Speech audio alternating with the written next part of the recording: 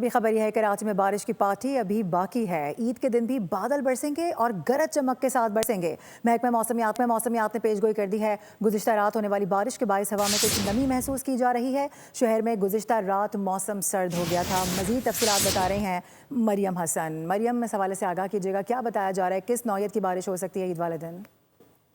دیکھیے معروف، مغربی ہواؤں کے سلسلے کے زیر اثر گزشتہ 2 روز دیکھا گیا کہ کراچی میں گرج چمک کے ساتھ بارش جو ہے وہ دیکھنے میں آئی ہے. تاہم آج جو ہے مطلب مکمل طور پر صاف ہے اور آسمان پر مکمل طور پر صاف ہے. اس وقت دھوپ جو ہے وہ کڑاکے کی نکلی ہوئی ہے.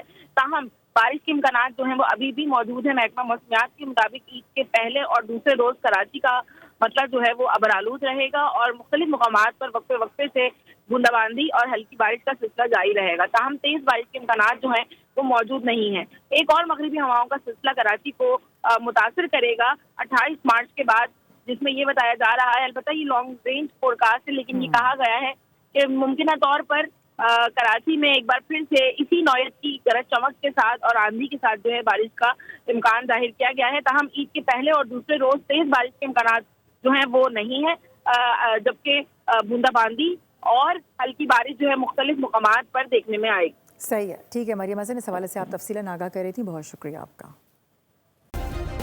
سبسکرائب کریں اور بیل دبائیں تاکہ کوئی خبر رہ نہ جائے.